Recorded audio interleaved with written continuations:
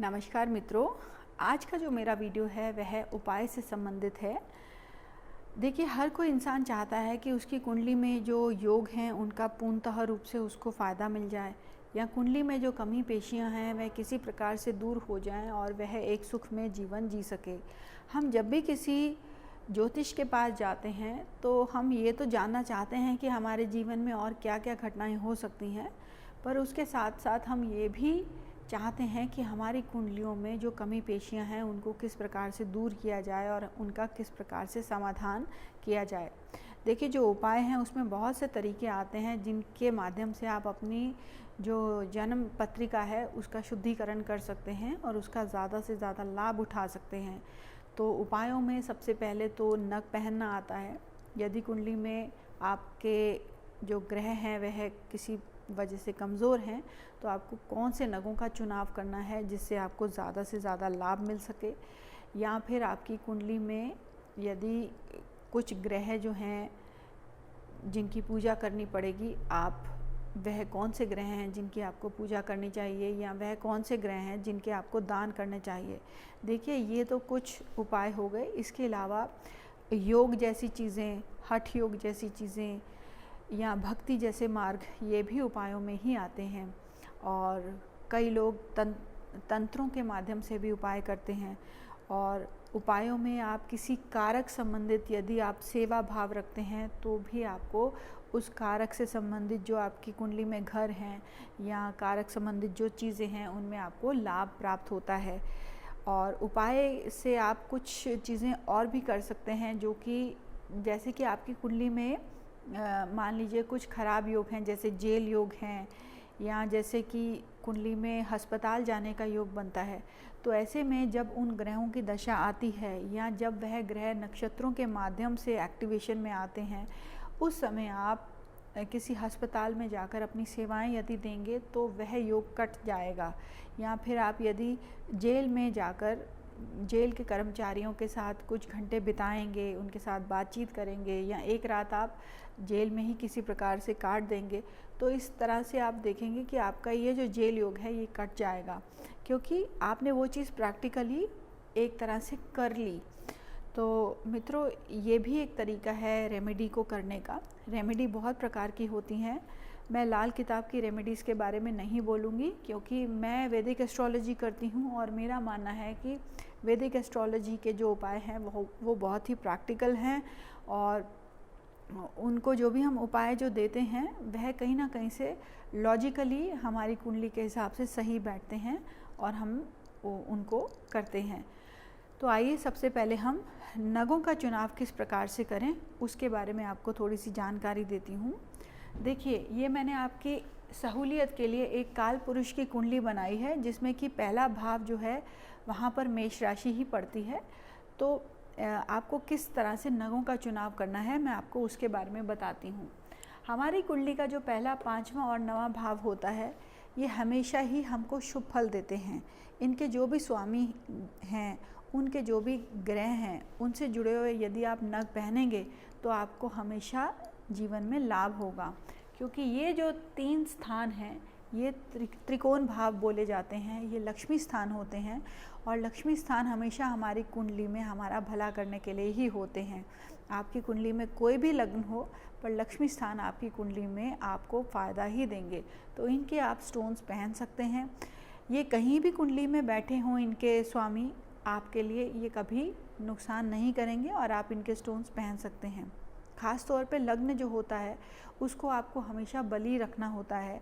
यदि किसी वजह से आपकी कुंडली में लग्न का लॉर्ड जो है, स्वामी जो है, बली नहीं है, पाप प्रभाव में है, या 6, 8, 12 में है, तो आपको उसको बली करने के लिए उसका स्टोन पहनना होता है। इससे कोई फ़र्क नहीं पड़ता कि वह किस भाव में बैठा है, आपको उसका स्टोन हमेशा सूट करेगा।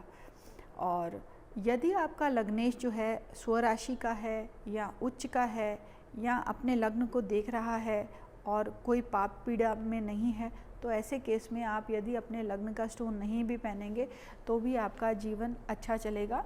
तो ये ज़रूरी नहीं होता कि हर किसी को कोई ना कोई नग धारण करना ही होता है। कई बार हमारी कुंडली में हमें किसी नग की ज़रूरत नहीं होती और फिर भी हमारा जीवन जो है अच्छा चल जाता है। और कई बार हमें सिर्फ ग्रहों की पूजा करने की ही ज़रूरत होती है, नगों की ज़रूरत ही नहीं होती। तो मैं आपको ये समझाती हूँ कि किस प्रकार से आपको ये देखना है। तो हमने देखा कि पहला, 5वां और 9वां भाव ये हमेशा शुभ भाव हैं, और वैसे भी ये जो भाव हैं धर्म त्रिकोण के भाव हैं। धर्म त्रिकोण जो होता है हमें धर्म के मार्ग पर रहने की प्रेरणा देता है। यदि हम धर्म से जुड़े हुए कार्य करेंगे तो हमारा जीवन अपने आप ही ऊंचा उठेगा और हमारे जीवन में जो है प्रोग्रेस होगी और हमें शुभ रिजल्ट्स प्राप्त होंगे। तो धर्म त्रिकोणों को हमेशा बढ़ावा दिया जाता है। उसके अलावा मोक्ष त्रिकोण के ग्रह तो बिल्कुल आपको बढ़ावा नहीं देना है। यदि आप एक ऐसा जीवन जी रहे हैं, सांसारिक जीवन जी रहे हैं, तो मोक्ष त्रिकोण के ग्रह के यदि आपने स्टोन्स पहन लिए तो आपको ये सांसारिक जीवन से काफ़ी दूर ले जाएंगे। तो आपको इस चीज़ का भी ध्यान रखना है। और आपको काम त्रिकोण के भी भावों के जो हैं स्टोन्स नहीं पहनने, जैसे कि 3, 7वां और 11वां, ये भी आपको पाप प्रभाव देते हैं। और आपको अर्थ त्रिकोण के भी भावों के जो है नग नहीं पहनने, यानी कि 2, 6 और 10वां, इन भावों के भी जो है नग नहीं पहनने। और कुछ कंडीशंस में ही केवल पहन सकते हैं, जब उनका इन भावों का संबंध आपके लग्न या त्रिकोणों से हो तभी आप पहन सकते हैं, अन्यथा आप नहीं पहन सकते। तो आपके लिए नुकसान करेंगे। तो आइए मैं आपको आज लॉजिकली समझाती हूँ कि क्यों बाकी भावों के जो स्वामी हैं उनके स्टोन्स आपको नहीं पहनने और किन भावों के आप पहन सकते हैं। तो सबसे पहले आप यहाँ देखिए कि 3, 6 और जो 11वां भाव होता है ये हमारी कुंडली में त्रिष्ठाय भाव होते हैं, और ये भाव जो होते हैं हमें पीड़ा देने वाले भाव होते हैं। 3रा भाव जो होता है अष्टम का अष्टम होता है। 6ठा भाव जो होता है वैसे ही रोग, ऋण, शत्रु का भाव है, तो यहाँ इसको आपने बढ़ावा नहीं देना। और 11वां भाव 6ठे का 6ठा है और 12वें का 12वां है, तो 11वां भाव जो होता है उसको भी आपको बलि नहीं करना होता, नहीं तो आपको ये कष्ट देता है। बहुत से लोग मैंने देखा है जब कुंडली विश्लेषण के लिए आते हैं तो उन्होंने गलत स्टोन पहले से ही पहन रखे होते हैं, और कई बार उन्होंने शत्रु जो ग्रह हैं उनके भी स्टोन एक ही हाथ में पहने होते हैं, और कई बार उन्होंने त्रिष्ठाय भावों के भी स्टोन पहन रखे होते हैं। और मुझे ये जानकर बहुत दुख होता है जब वह बोलते हैं कि हमें तो स्टोन्स पर विश्वास ही नहीं रहा, ये काम ही नहीं करते, हमें काफ़ी नुकसान हो रहा है। तो कई बार जो ज्योतिष होते हैं वह दशा को देखते हुए लोगों को स्टोन्स पहना देते हैं। तो ये एक गलत धारणा है कि दशा के आप स्टोन्स पहनेंगे तो आपके लिए अच्छा होगा। हमको इस तरह से नहीं करना, हमको केवल 1, 5 और 9 के ही स्टोन्स पहनने हैं और ये हमारा भला करेंगे। तो मैंने जैसे बताया 3, 6 और 11 इन भावों के आपको स्टोन्स नहीं पहनने, क्योंकि ये आपके जीवन की परेशानियों को बढ़ा देंगे।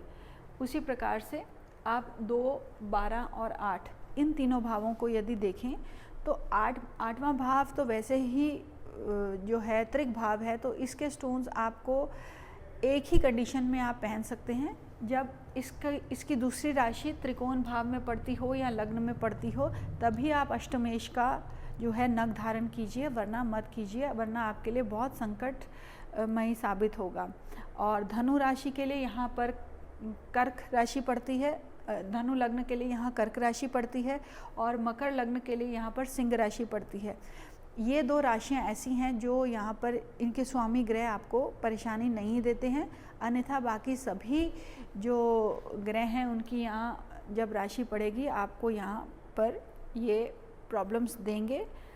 पर यदि इनकी दूसरी राशियाँ त्रिकोण में या लग्न में पड़ रही हैं तब ये आपको कष्ट नहीं देंगे।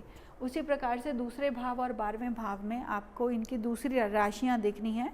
यदि उनका संबंध आपके लग्न से है या त्रिकोण भावों से है तब आपके लिए दूसरे और 12वें भाव की जो राशियाँ हैं वह अच्छा फल देंगी, वरना आपको ये अच्छा फल नहीं देंगी। तो आपको इनके भावों के स्वामियों के सिर्फ तभी स्टोन्स पहनने हैं जब वह लग्न और त्रिकोण के साथ संबंध बनाती हों। तो अब हम बात करते हैं अपने केंद्र भावों के स्वामियों के, कि इनके स्टोन्स कब पहने और कब नहीं पहने। देखिए, जो केंद्र के स्वामी होते हैं, यहाँ यदि शुभ ग्रहों की राशियाँ आ जाएं, जैसे कि चंद्रमा की राशि आ जाए, 4 नंबर की राशि आ जाए, या शुक्र की राशि आ जाए, या फिर गुरु की राशि आ जाए, या बुध की राशि आ जाए, तब ये पापी हो जाते हैं, क्योंकि केंद्र के स्वामी हो जाते हैं। जब भी शुभ ग्रह केंद्र के स्वामी होंगे तो ये पापी हो जाते हैं। आपने इन ऐसी कंडीशन में तभी उनके स्टोन्स पहनने हैं जब उनका संबंध लग्न के साथ हो, उनके दूसरी राशि लग्न में पड़ती हो या त्रिकोण भाव में पड़ती हो, तभी आप उनके नग पहनिए, अन्यथा नहीं पहनिए।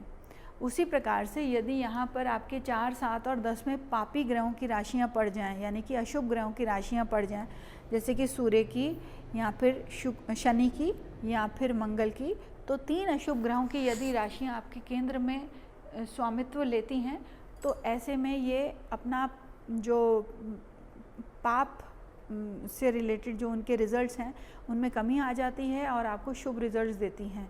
इनके स्टोन्स भी आप तभी पहनिए जब इनका लग्न या त्रिकोण के साथ संबंध हो, यानी कि इनकी दूसरी राशि यदि लग्न या त्रिकोण में पड़ती हो, आप तब इनका नग धारण कर सकते हैं, अन्यथा नहीं करेंगे। तो इस प्रकार से आपको राशियों का चयन करना है, नगों का चयन करना है, और जो भी आप नग पहनेंगे उनको जो है आप उस ग्रह के दिन पहनेंगे और उस ग्रह के होरा में पहनेंगे।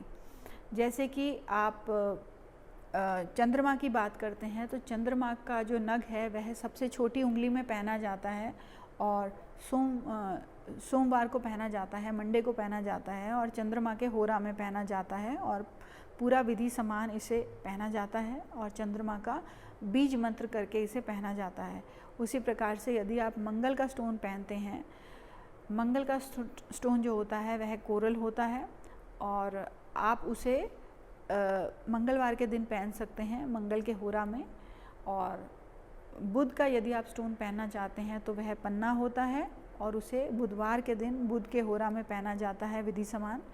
और यदि आप बृहस्पति का स्टोन पहनना चाहते हैं तो बृहस्पतिवार के दिन आप इसे पहनिए और ये पीले रंग का पुखराज होता है, ये थोड़ा महंगा होता है, इसका सब्स्टिट्यूट सुनहला होता है, आप उसे पहन सकते हैं। और यदि आप शुक्र का स्टोन पहनना चाहते हैं तो आपके लिए शुक्रवार का दिन सही रहेगा। सफ़ेद पुखराज आप पहन सकते हैं या फिरोज़ा पहन सकते हैं या फिर आप जरकन या डायमंड भी पहन सकते हैं। डायमंड महंगा होता है, इसके लिए आप बाकी स्टोन्स का चुनाव कर सकते हैं जो कि आपके बजट के अकॉर्डिंगली सूट कर जाएं।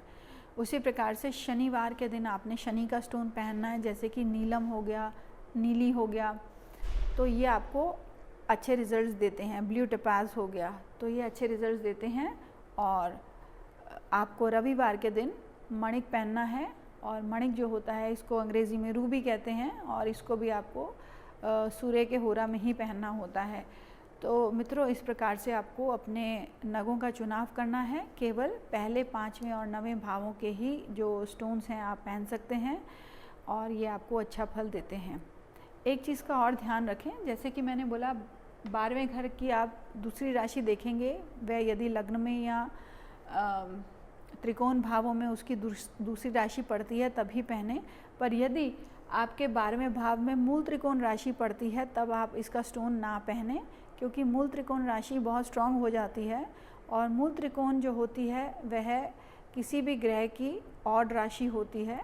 जैसे कि चंद्रमा की मूल त्रिकोण उसकी वृषभ राशि होती है, सूर्य की मूल त्रिकोण जो होती है सिंह राशि होती है और गुरु की मूल त्रिकोण धनु राशि होती है, शनि की मूल त्रिकोण जो होती है कुंभ राशि होती है और मंगल की जो मूल त्रिकोण होती है वह मेष राशि होती है और चंद्रमा की मूल त्रिकोण वृषभ राशि होती है और सूर्य की मूल त्रिकोण जो होती है सिंह राशि होती है। तो इस प्रकार से आपको मूल त्रिकोण के राशियों के आपको ध्यान रखना है। यदि यहाँ कोई मूल त्रिकोण राशि पड़ती है और उसकी दूसरी राशि त्रिकोण भाव में पड़ रही है तब आपको उसका स्टोन अवॉइड करना है, क्योंकि वह आपके लिए ठीक रिजल्ट्स नहीं देगी। उसी प्रकार से अष्टम भाव में भी यदि कोई मूल त्रिकोण राशि पड़ती है, चाहे उसकी दूसरी राशि आपके लग्न में या त्रिकोण में पड़ती हो, आपको तो भी उसका जो नग है नहीं धारण करना। ये कुछ चीज़ें मैंने ऑब्ज़र्व की हैं कि ऐसे में ये आपको कष्ट दे सकते हैं इनके स्वामी ग्रहों के नग। तो आपको अब दान किस कंडीशन में करना है, आइए अब मैं उसके बारे में बताती हूँ।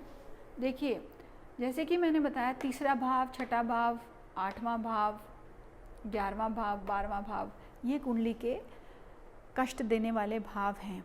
यदि इनके ग्रह आपकी कुंडली में केंद्र में बैठ जाएं तो आपको ये प्रॉब्लम्स देते हैं।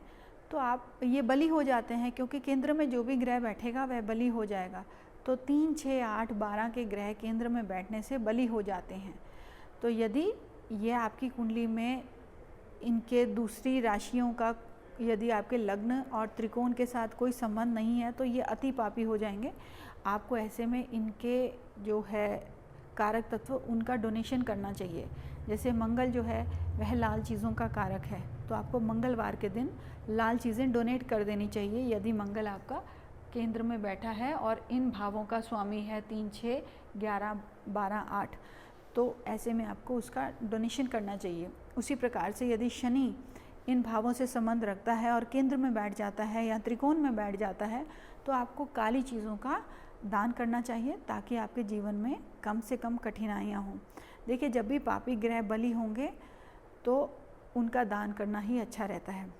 अब यदि इन्हीं भावों के स्वामी कमज़ोर पड़ जाते हैं तो भी आपको काफ़ी पीड़ा देते हैं। कमज़ोर ये कब पड़ेंगे? जब ये अपने ही किसी भाव में होंगे। अब जैसे तीसरे भाव का स्वामी तीसरे में होना बुरा नहीं है, छठे भाव का स्वामी छठे में होना बुरा नहीं है, 8वें भाव का स्वामी 8वें में होना बुरा नहीं है। पर यदि ये भावों के स्वामी पीड़ा में हों, डेबिलिटेशन में हों, नीच के हो जाएं या पापी ग्रहों से युक्त हो जाएं, या फिर ये अपने से दूसरे त्रिक भाव में चले जाएं, तो ये कमज़ोर पड़ जाते हैं।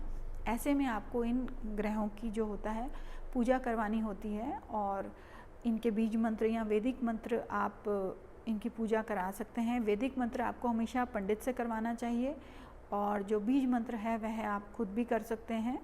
और हर ग्रह का जो बीज मंत्र होता है up to certain number of times आपको करना होता है, और आप जब इनकी पूजा करेंगे तो आपको इनके जो दुष्परिणाम हैं वह नहीं मिलेंगे, और इस प्रकार से आप अपनी कुंडली का जो है करेक्शन कर सकते हैं और आपको अच्छा रिज़ल्ट मिल सकता है।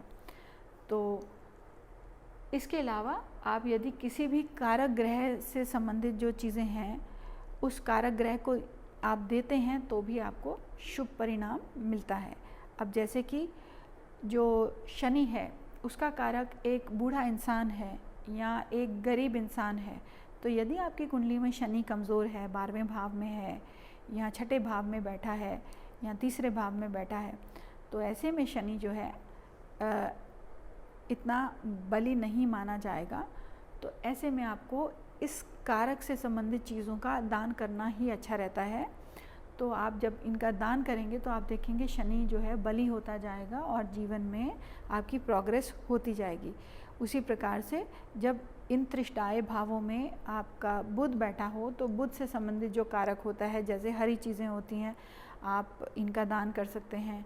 या आपके जो छोटे भाई बहन हैं या कज़न्स हैं या मामा मामी हैं, इस साइड की जो फैमिली के लोग हैं, आप इनके लिए कुछ सर्विसेज दीजिए, इनकी मदद कीजिए, तो आपका जो बुध है वह अच्छा होना शुरू हो जाएगा। उसी प्रकार से गुरु यानी कि आपके शिक्षक, आप अपने शिक्षकों का सम्मान कीजिए, उनकी सेवा कीजिए, तो आपका गुरु और अच्छा हो जाएगा।